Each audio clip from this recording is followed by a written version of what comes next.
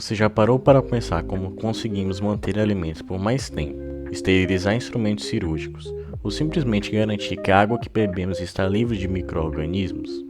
Tudo isso é possível graças ao controle de crescimento microbiano, e hoje vamos falar dos métodos físicos usados para isso.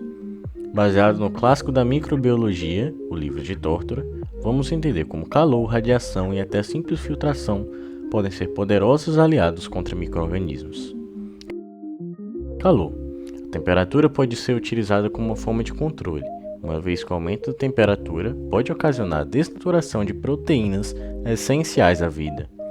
Entre os métodos mais utilizados, podemos citar a autoclave, que é um equipamento utilizado para esterilizar materiais por meio de calor sob pressão. Ela funciona como uma panela de pressão reforçada. Aquece a água até produzir vapor, que, sob pressão, atinge temperaturas elevadas, desnaturando proteínas e levando à morte de micro-organismos, inclusive formas existentes como esporos bacterianos. O vapor produzido no aquecimento penetra os materiais, e o calor úmido age desnaturando as proteínas celulares dos micro-organismos, levando à sua morte. Esse ciclo garante uma esterilização completa, desde que os materiais estejam devidamente organizados e compactíveis com o processo. Esse é um exemplo de esterilização por calor úmido, isto é, a morte dos micro-organismos, principalmente pela coagulação proteica, ou seja, desnaturação, que também ocorre na fervura simples. A incineração é exemplo de esterilização por calor seco, ou seja, contato direto com a chama, ocorre com os materiais sendo expostos a altíssimas temperaturas, acima de 870 graus Celsius, resultando na combustão completa da matéria orgânica, ou seja, os micro-organismos e o próprio material são literalmente reduzidos a cinzas, oxidando totalmente as estruturas celulares. Por fim, a pasteurização é um método de controle de micro-organismos que utiliza calor suave para reduzir a carga microbiana de alimentos e bebidas, sem causar grandes alterações no sabor, textura ou valor nutricional.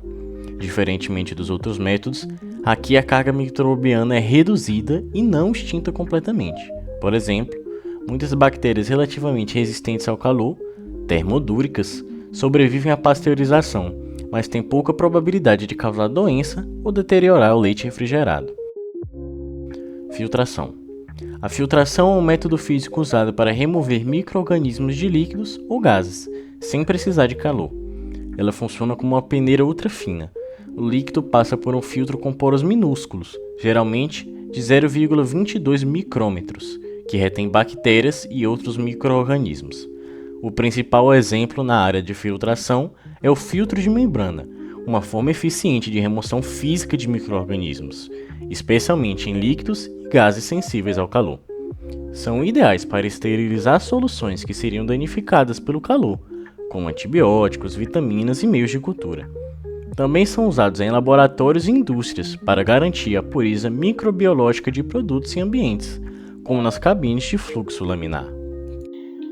Baixas temperaturas. Assim como o calor, o frio também pode ser utilizado como forma de retardar o crescimento bacteriano, sendo este um importante mecanismo utilizado na conservação de alimentos, drogas e meios de cultura.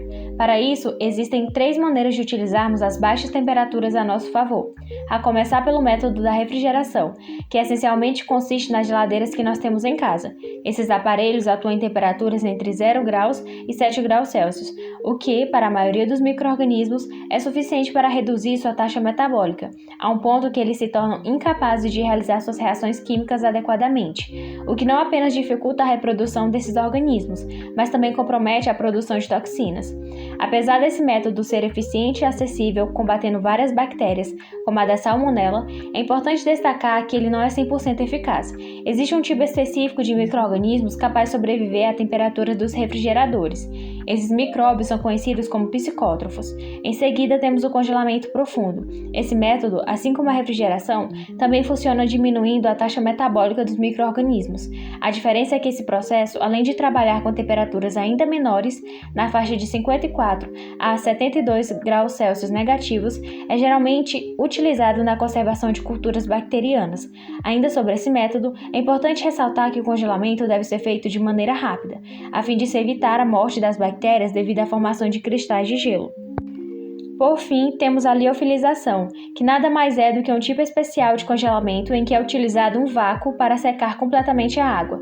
Como resultado desse processo, é obtido um pó que contém os micro-organismos sobreviventes, podendo armazenar por anos essas bactérias. Alta pressão. Outra forma de se controlar o crescimento microbiano consiste na aplicação de altas pressões sobre suspensões líquidas que contenham os micro-organismos. Se aplicada pressão suficiente, a estrutura das proteínas bacterianas será comprometida, o que naturalmente resultará em uma rápida inativação celular. O maior problema desse método consiste na sua incapacidade em lidar contra os endósporos, sendo necessário, nesses casos, o uso de outros procedimentos para se lidar com eles. Dissecação e pressão osmótica. Você já parou para pensar como as coisas eram conservadas antes da invenção da geladeira? Você já reparou que carnes que passam por processo de salgamento ou conservas de frutas, ou até mesmo mel, duram muito tempo antes de estragarem? A explicação para esses fenômenos tem uma relação direta com a pressão osmótica e a dissecação. Micro-organismos precisam de água para sobreviver e se multiplicar. A dissecação ou secagem remove essa água, interrompendo o metabolismo microbiano. Já a pressão osmótica age com o mesmo objetivo. Quando colocamos alimentos em altas concentrações de sal ou açúcar, criamos um ambiente hiperosmótico. Isso faz com que a água saia das células por osmose, levando à morte ou inatividade dos micro-organismos. É por isso que conservas, frutas cristalizadas e carnes salgadas duram tanto. A água que os micro-organismos tanto precisam simplesmente não está disponível. Apesar de serem métodos bem acessíveis de se lidar com as bactérias, existem limitações nesses processos que devem ser pontuadas. Em primeiro lugar, a resistência das bactérias ao ressecamento pode variar bastante. A bactéria da gonorreia, por exemplo, é capaz de suportar apenas 1 hora ao ressecamento, enquanto a bactéria da tuberculose pode resistir por meses. Além disso, o ressecamento também é incapaz de lidar com os endósporos bacterianos. Radiação. Por fim, temos a radiação, método que consiste no uso de ondas eletromagnéticas para controlar a reprodução dos micro-organismos, sendo bastante utilizado no controle de bactérias como a Staphylococcus aureus e nos esporos de Clostridium botulino. Existem vários tipos de radiações com as mais diversas aplicações possíveis, porém no contexto do controle bacteriano nos interessa apenas duas, a radiação ionizante e a radiação não ionizante.